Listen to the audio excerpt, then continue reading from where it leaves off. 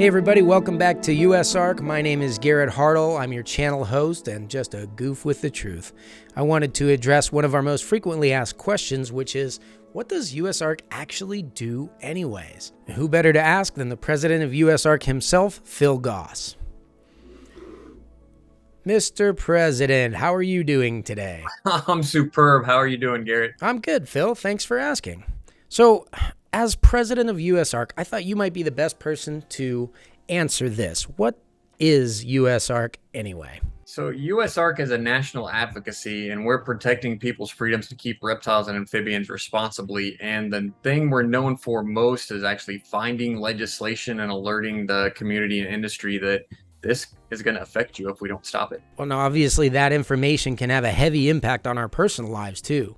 For a lot of people, their pets are literally loved as family members, even though opposition to the pet keeping industry might not relate to that. But it holds a lot of weight for those of us who do, right?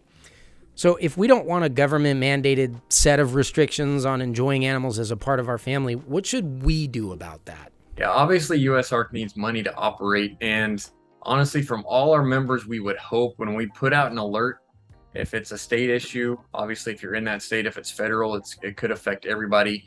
Just take the time to do that alert. Okay, so become a financial backing member to keep those alerts coming and then take action on alerts. How important, though, is that actually, is my personal contribution in action and financial giving? I mean, I know that USARK only has a few employees and they have to stay on top of all of these potentially 3,000 plus page bills across the nation, let the rest of us know where we need to pay attention. But you guys are rock stars when it comes to messaging government officials, right? Honestly, it wouldn't matter if USARK had 1 employee or 1,000 employees. When that group, no matter how large, goes in and talks to legislators, those legislators have had to have heard from their constituents, because again, it doesn't matter how large the organization is. If the legislators have not been hearing from the people who vote for them or against them, they're not going to give the lobbyists going into their offices attention. So again, to all our members and those who support us, just please do those alerts. It only, depending on the alert, it may take you 30 seconds. It may take you 3 minutes. It's not a lot of time that we ask, but just go through the steps and do those alerts. Okay, so clearly you feel that we can have the biggest impact. We can have the biggest impact even without giving our money by explaining ourselves to our elected officials. But if I do donate to USARK, how is that money being spent? Yeah, so USARK, like I said, one of the things we're known for the most is finding the bad legislation that usually it's introduced by an animal rights group and then authored in quotes by a legislator. But we have an alert system that alerts us to that, and then we do all the background work for everybody. So we find which legislator authored it, which committee it's going to, where it's at in process. We do all that, and we make it super easy for those affected to voice their opposition for it. And then on top of that, I mean, we have a federal lobbyist. We're in DC, speak at a lot of the hearings and meetings on this stuff, and obviously write a lot of substantive comments that go to the lawmakers and legislators. So there's a lot that gets done that people don't necessarily see, especially all the comments that we write and submit. And the phone calls, obviously we don't get on a Zoom and air our phone calls with legislators, but all that stuff's happening. Well, honestly, that sounds like something that I would gladly pay to delegate to you. Well, so how do those meetings go? And I ask because if I were a legislator that wasn't getting any phone calls, emails, or letters from normal people whose pets are important to them, I could only really learn about reptile keeping from the media, right? And it seems like that legislator would probably think that we are negligent, uncaring, sometimes downright bad people. Do you find yourself fighting that battle?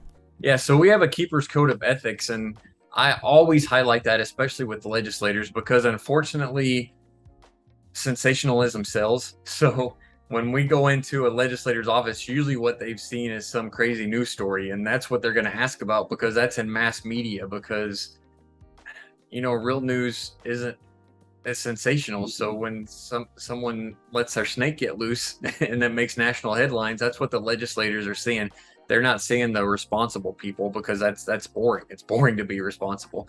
It's the irresponsible people that get attention. So, again, we have a keeper's code of ethics, and it's so important that people realize that USARK, I mean, can only do so much in some situations. If you're an irresponsible keeper, USARK is not representing you. And, I'm not going to get into what that means, but an example would be if you have way more animals than you can possibly care for. If you got a collection that got too big and you're at the point where you should have employees and you haven't gotten those employees, there's a lot of things that can, label you as irresponsible and selling sick animals. That's not who USARK is out there working for.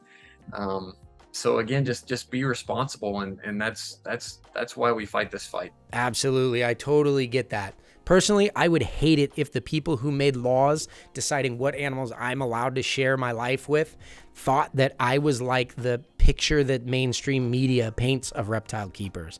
I would so much rather that they have at least a small understanding of who I am, why I care about these reptiles, because they've actually corresponded with me in person, and hopefully other people like me too. So our alert system finds the bad legislation or the bad local ordinance proposals, and then especially on the local stuff, it's really going to be up to local stakeholders and the state level too, because USARK does not have an association in every state, and obviously we're not in every city. So the lawmakers, again, at the state and local level especially, they're going to want to hear from their constituents. So USARK they'll try to ignore us unless a lot of people are voicing their opposition or support of either a legislation or an ordinance proposal. So, that's when we post an alert, that's when the members' job begins on stopping this stuff. I mean, again, we make it as easy as we can for you. So, just complete those steps in the alert and hopefully share it too and spread awareness of it. Well, Phil, thank you so much for even caring that I am represented well to the United States government, and for helping all of us who feel this way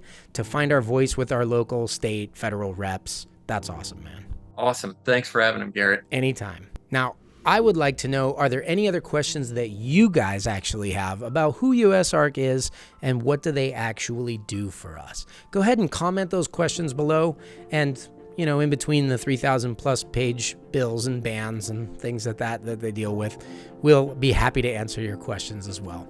Thank you very much for tuning in. Good night, America.